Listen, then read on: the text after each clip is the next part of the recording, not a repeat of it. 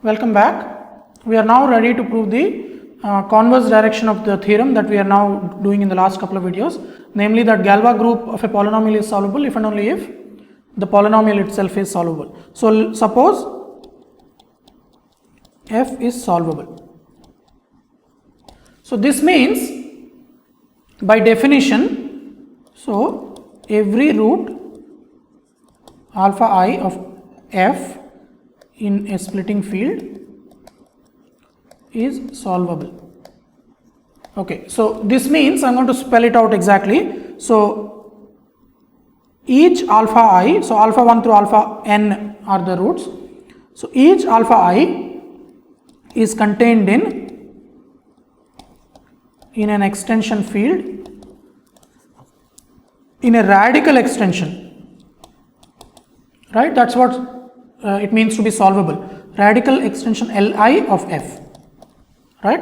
So alpha 1 is contained in L1, alpha 2 is contained in L2, alpha n is contained in Ln, and Li's are all radical extensions of f. So now let L be the composite of all of them.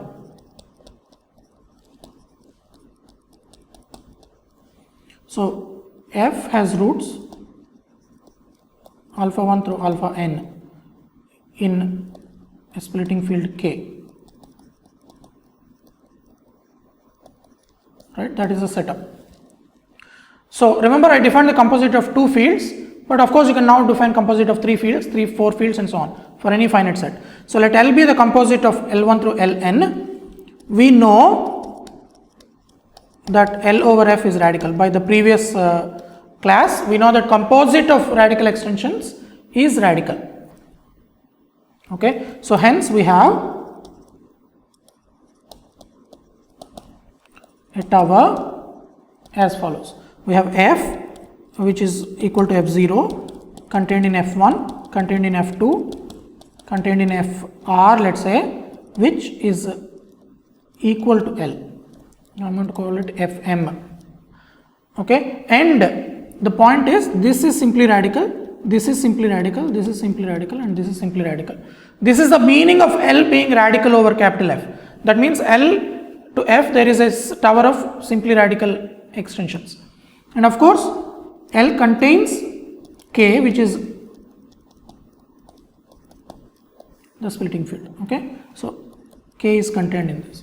So K is the splitting field, so it is generated by alpha 1 through alpha r over L. So it is going to be contained in L. This is our situation. Now by proposition 2 of the previous class, we can extend L to an extension K over, so let me use some other letter because I have already used K. We may M over F such that 1 M over F is Galois and 2 M over F is radical. Okay, so I have to do more than this to conclude that the Galois group is radical, but what I will now do is the following. This is just proposition 2, if you recall. Given a radical extension, you can always extend it further so that the bigger extension is radical as well as Galois. But in fact, what I want to do is, in fact, we can find an extension M such that M containing L such that 1 M over F is radical, or rather M over F is Galois, and 2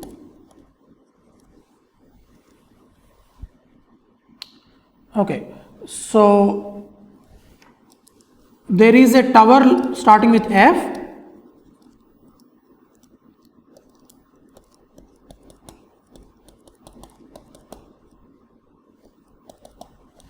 like this and ending with M such that each of them is abelian.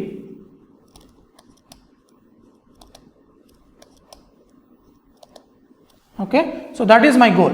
Okay, so let me first claim this. So this is our claim. I'll prove the claim and then show that will imply what we want. So why can we do this? Proof of claim. Okay, so the proof of claim is, we may assume by extending L if needed that L over F is Galois and radical. Right, so that is because we can extend it by the proposition that I proved last class, that you can extend it and get a bigger extension which is Galois and radical. So I might as well call the new thing L, and all the intermediate things I'll call F1 through Fr. Okay, so I'll assume without loss of generality that L over F is Galois and radical. So we have F equal to F0 contained in F1, contained in F2, contained in R or Fm. I called it Fm. I'll just use the same notation. So this is radical, simple radical in fact. This is simple radical, this is simple radical, this is simple radical, and L over F is Galois. Okay, now what prevents this? Why can't I take this itself and claim these two properties? The reason is, of course I have Galoisness, but I don't necessarily have abelianness. So the problem is these extensions may not be abelian. Right? In general, simple radical extensions are not abelian. However, if they become Kummer extensions, meaning if the base field for each successive extension contains the right root of unity, this becomes a Kummer extension and becomes cyclic and hence abelian. Okay, so this problem, this is resolved by attaching roots of unity as required.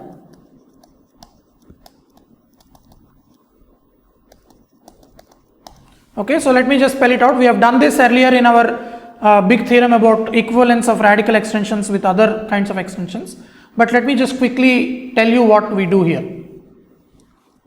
Okay, so suppose Fi is Fi minus 1 adjoined something, let's say alpha, with alpha power di being in Fi minus 1. Okay, so for every I we have this. Because each Fi is a radical extension of Fi minus 1, it is generated by a root, a particular single alpha I whose di'th power is this. So now let's take zeta d1, zeta dm are primitive roots of unity. Of course, of the appropriate order.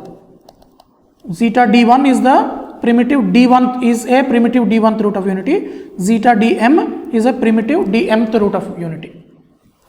So let f prime now be f adjoined zeta d1, zeta dm. Okay, so this of course is a radical extension.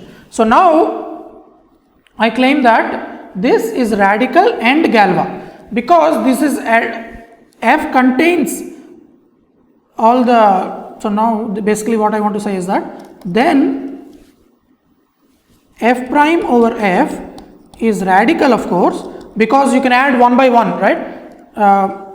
F prime, so is f adjoined all of them, you do zeta dm minus 1 and all the way up to f zeta d1, zeta d2, f zeta d1, f zeta, or just f.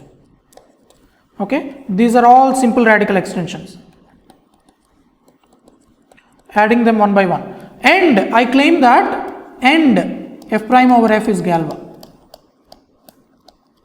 Okay, think of this. This is an exercise for you. This is because this is a sequence of cyclotomic extensions. So this f prime over f, in fact,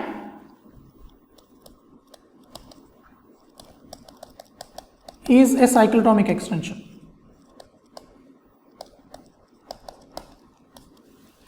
Okay, so you can show that, for example, showing that if you take a primitive d1th root of unity, all the d1th root of unity are there. So zeta dm is a primitive dmth root of unity. So all the roots of dmth roots of unity are there. So it is the splitting field of x power d1 minus 1, x power d2 minus 1, all the way up to x power dm minus 1. Okay, it is radical and Galois. On the other hand, we also have L over F is radical and Galois. So our situation is you have F prime, Galois plus radical. You have L, which is Galois plus radical. Right, because L of course is by hypothesis. Originally L is given to be radical extension, but I have enlarged it if needed to make it Galois also. Now you take F prime L, the composite. Again, take the composite in an algebraic closure. I don't want to tell you which ambient field, I don't care which it is. But now by our earlier results,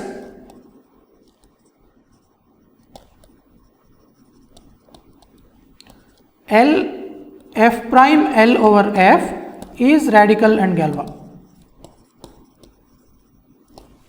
Because composite of radical extensions is radical, composite of Galois extensions is Galois, that is this exercise. So composite of radical and Galois extensions is radical and Galois. So call this M. So let M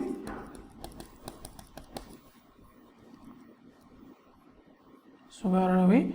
We can find an extension M such that which is Galois and radical, but now we have a tower. Now note that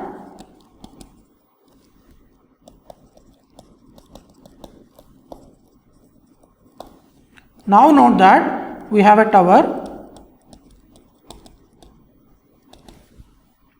First you start with F0. Attach the roots of unity like so. So you have f of zeta d1, f of zeta d1 d2. You do all of them one by one. Okay, and now you do, this is what we called f prime, right? So this is f prime, and now you do f prime alpha 1. Right, f1 is f0 alpha 1. So I'll do f prime alpha 1, f prime alpha 1 alpha 2, and all the way up to f prime alpha 1 through alpha m, and that is exactly equal to m, because m is a composite of f prime and L. This is by definition of composite, or rather by an easy observation about composite of fields which I mentioned before, right? So you adjoin all of them. But now let's look at this. So this tower looks like this. I have written it like this, okay, just to save space. So you start with here and end here.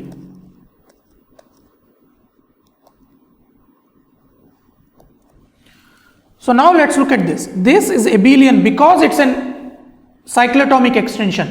So we know that the Galois group is contained in Z mod D1 star. So this is abelian. So this is recalled from our cyclotomic extension part. These are all abelian. But now this is radical plus the bottom base field contains roots of this. So this is Kummer. Base field contains the required root of unity and it's a radical extension. So So this is Kummer implies cyclic, and which implies abelian. This is also abelian because it's Kummer, which implies cyclic, which implies abelian. So this is abelian, this is abelian. So thereby we got our result. So you have a tower of fields. So we call this M0, M1, this is M1, this is M2, this is M, I don't care, MM and so on. So all the way up to MR. So we have a tower where each successive extension is abelian and the full extension is Galois. Okay, now continuing with the proof. And what is our situation? So our situation is the following. So we have F, which is equal to M0, contained in M1, contained in M2, contained in MR, or I called it ML,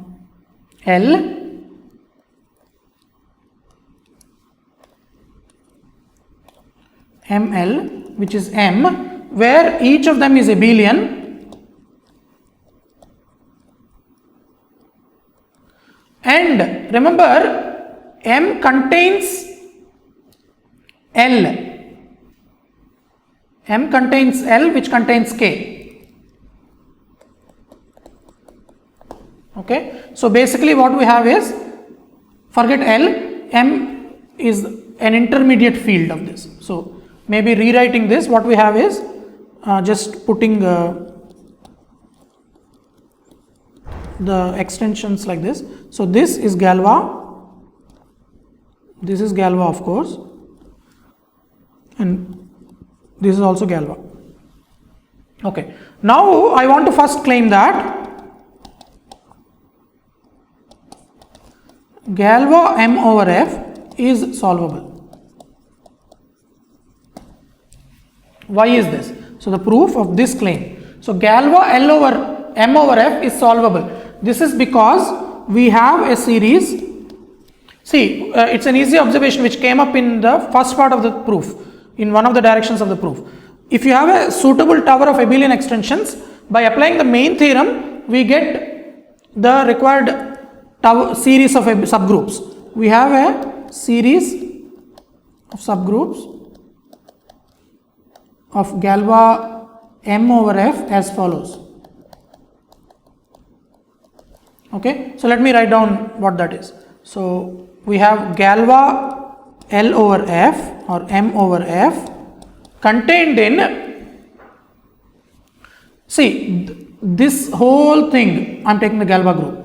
If you just take the Galois group of M over M1, this is a subgroup. So maybe it's better for me to just separately write this. So we have this here. So you have M,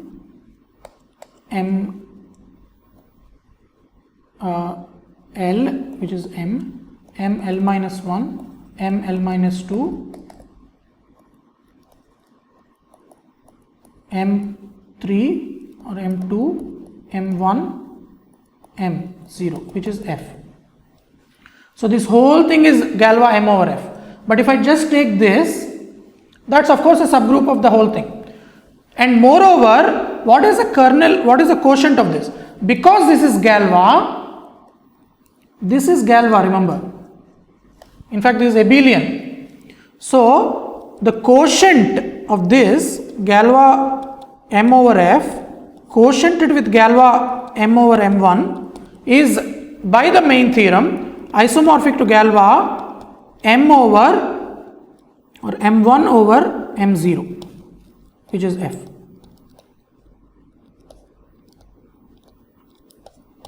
Right?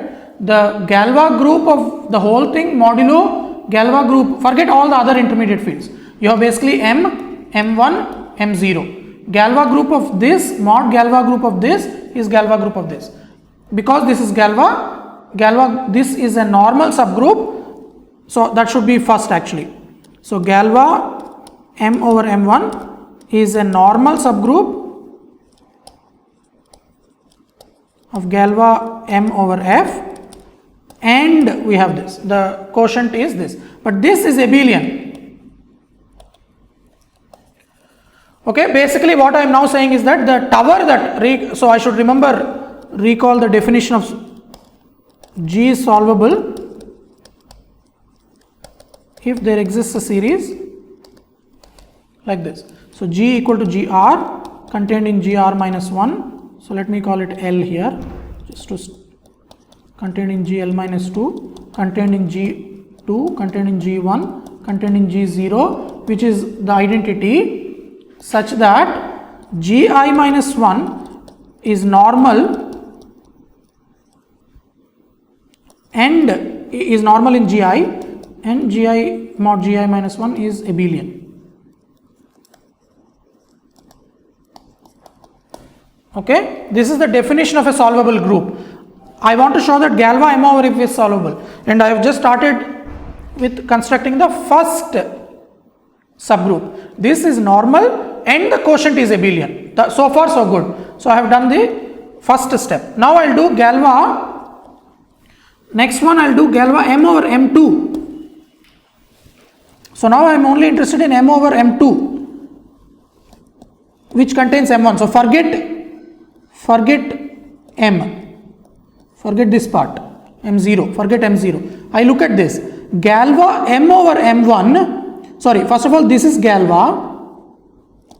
And the corresponding subgroup for this intermediate field is Galois M over M2, which is a subgroup of Galois M over M1. And because this is Galois, this is normal. And this is normal as I noted earlier. And this quotient is this. This is in fact abelian also. Right? That is the whole point of constructing this. So we have abelian at every stage. So this is not Galois and the Galois group is abelian. So the quotient is abelian here. Right? So I have done one more step. I hope this is clear. I am probably doing more than what is required, but you see now what I will do. I will do Galois M over M3. So M over M3 over M2. This Galois group is contained in this Galois group. So this is contained in this. But this is abelian. That means it's Galois and Galois group is normal. Galois group is abelian. So this is normal subgroup by the main theorem. Not only that, the quotient is abelian because quotient is the Galois group of this extension. So I have next step in this. And then I continue like this all the way up to Galois M over ML minus 1. So the last but one step. So ML minus 1 is a normal subgroup of this, which is the previous step. So maybe I will write this.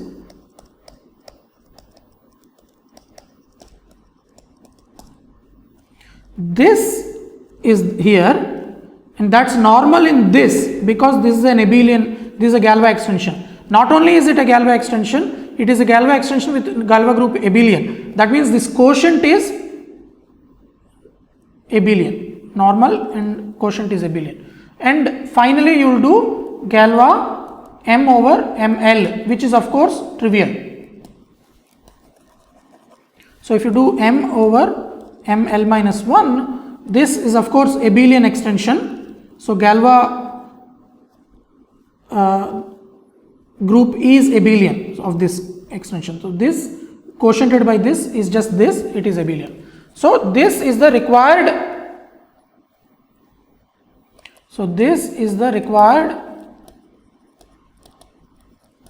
series to prove Galois M over F is solvable. Okay. So the definition is here. We have started with Galois M over F and we have constructed a series of normal subgroups with successive quotients abelian. And the whole point is we have done this because we had the right kind of field extensions. We have a right kind of tower of field extensions. So now we conclude, hence Galois M over F is solvable. Remember, this is not I want Galois K over F is solvable, but we are there already. Now we get it because we have M contained in K contained in F. So this is Galois. So this implies Galois K over F is isomorphic to Galois M over F quotiented by Galois M over K. Again, the main theorem is used left, right and center here. So this Galois group is the Galois group of this modulo the Galois group of this. Okay. So now this is solvable.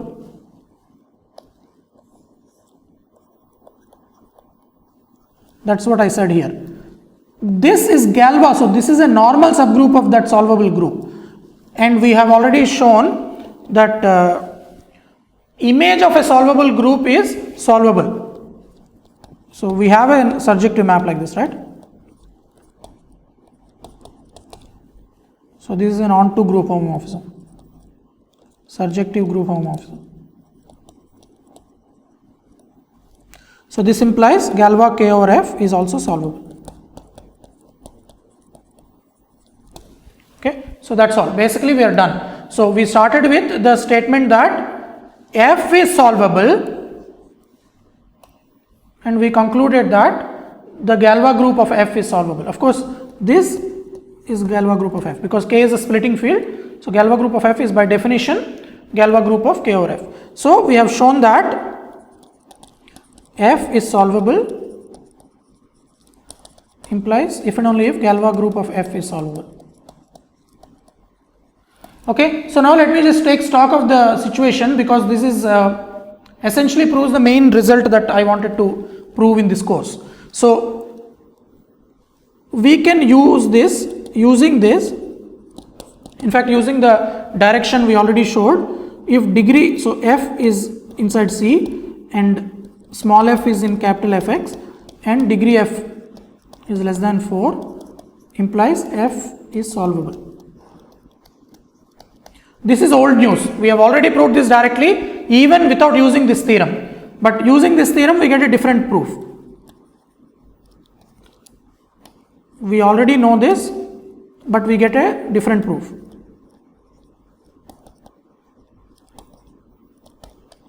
But we have a different proof.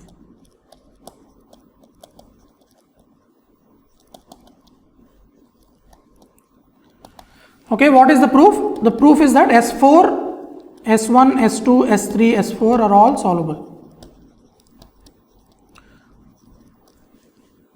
This is the main idea.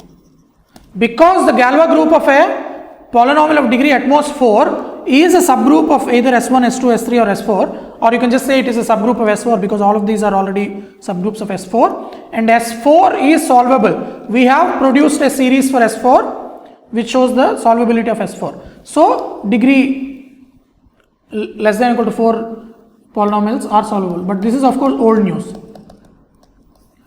We have proved this, but what is new? New is that if there exists a polynomial has degree 5 and Galois group of F is S5 or A5, then F is not solvable. This is new, and for this direction we needed this statement, we needed the direction we proved today, because if F is solvable, then its Galois group would be solvable, but S5 and A5 are not solvable. A5 is not solvable because it's normal and not abelian. So a non-abelian simple group, A5 is simple, non-trivial, non-abelian. So it cannot be solvable, because if it is solvable, it must have a proper non-trivial normal subgroup, which it does not. And once A5 is not solvable, S5 can't be, because A5 is a subgroup of S5. So because S5 and A5 are not solvable, any polynomial which has Galois group S5 or A5 is not solvable. So now the only question is, are there polynomials F with Galois group F is S5 or A5? Okay, the answer is there are plenty. There are plenty, as we will show later in the course, but this settles the issue of solving quintics by radicals. So we conclude that there are quintics that are not solvable by radicals, or simply not solvable. Okay, remember this is the first video of the course. I said Galois' main achievement is proving that there are quintics which are not solvable, and in fact he gave specific examples. And the way that he did, this is more than what people before him did, where they proved that in general you can have a general quintic is not solvable, but that stops short of producing specific polynomials which are not solvable. In fact, it doesn't even tell you how to check if a given polynomial is solvable. Galois proved this theorem. So he sort of gave a very conceptual characterization of solvability.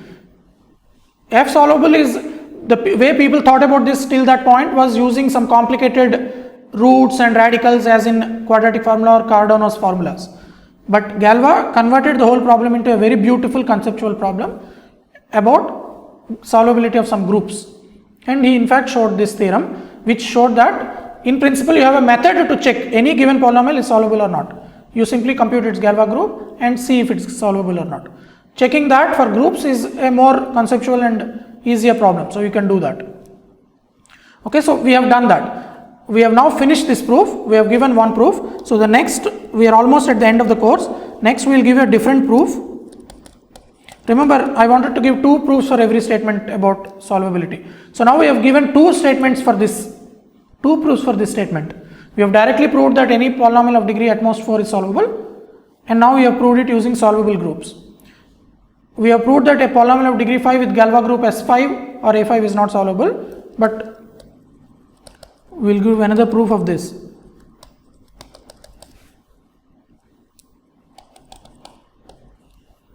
Of star, and we will give examples of polynomials f such that Galois group of f is S5 or A5, and after that we will do some problems.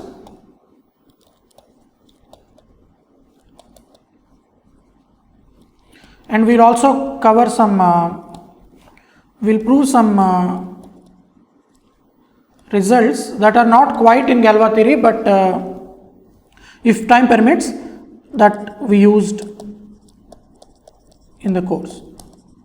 So I hope to do this last part also, like primitive element theorem, the fact that A5 is simple and so on. So we will come to this. So this is the goal for the remaining classes of the course. So let me stop this. So there is a lot of stuff in this class. Please make sure that you go through the video again if needed and understand this crucial thing. This is really the crux of the course. We have proved that we did not quite prove that there are quintics that are not solvable, because we need to still produce polynomials which Galois groups S5 or A5, but that we will do later. But we have shown that if a polynomial has Galois group A5 or S5, it cannot be solved by radicals. Let me stop this video here, and in the next classes we will address these topics. Thank you.